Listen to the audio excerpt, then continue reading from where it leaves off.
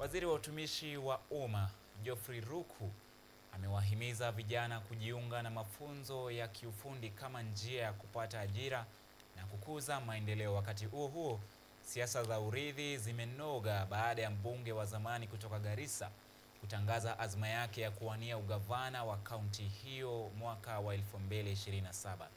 Taarifa hizi na nyinginezo ni katika mseto wa kaunti. Waziri wa utumishi wa umma Geoffrey Ruku amewataka vijana kutumia fursa za serikali zinazolenga kutoa mafunzo ya kiufundi na nafasi za ajira. Akizungumza wakati wa hafla ya kukabidhi basi jipya kwa chuo cha ufundi cha Chuka kilichoko Chuka Igamba Ng'ombe, kaunti ya Tharaka Nithi, Ruku alisisitiza umuhimu wa kukuza ujuzi kama njia ya kupambana na ukosefu wa ajira na kuimarisha uchumi. Waziri huyo pia alitaja wapinzani kuwa wanaendeleza siasa za migawanyiko, huku akieleza kujitolea kwa Rais William Ruto na naibu wake Kithure Kindiki katika kuwaletea wananchi maendeleo ya kweli, hususan kwa vijana. Vilevile, wiki ambayo iliyopita serikali ya Kenya kupitia Mheshimiwa Rais imeanza project ya vijana ambao tunaita Climate Works, ambayo tunasaidiana na chiefs na county commissioners pamoja na GAO to do the registration kwa mtandao, kufanya registration pale kwa mtandao ambayo itakuwa inafungwa mwisho wa mwezi hii, ili vijana wetu wale ambao wako mashinani waweze kupata kazi ya kufanya. Kwa hivyo jameni, serikali ya Mheshimiwa William Ruto inatia bidii kwa kona zote saidi yetu. Kwingineko, siasa za ugavana katika kaunti ya Garissa kuelekea uchaguzi mkuu wa mwaka wa 2027 zimeanza kushika kasi, huku aliyekuwa mbunge wa Ijara Ahmed Ibrahim Abbas akiwa mgombea wa kwanza kutangaza azma yake.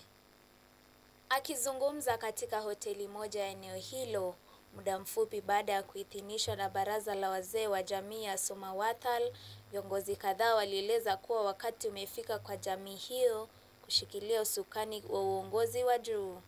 I'm glad that today my community, the Somawathal community, has fully endorsed me to vie for the seat of the governor of Garissa County 2027. And I've decided to throw my hat to the race for a simple reason.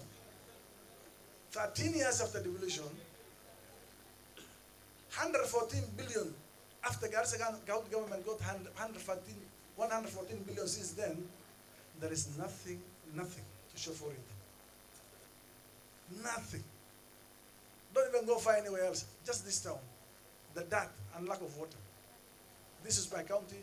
This is where my community lives, and I believe I will be able to do a better job, much better job than what has been done so far.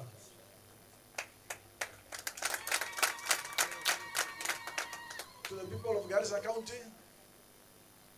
I bring you one Garissa, one dream, one journey. Katika kaunti ya Kisii, maafisa wa afya wamezindua kampeni kubwa ya kuchangisha damu kwa lengo la kuimarisha uwezo wa dharura wa kaunti na kuwasaidia wagonjwa wanaohitaji huduma za mara kwa mara za upokeaji damu.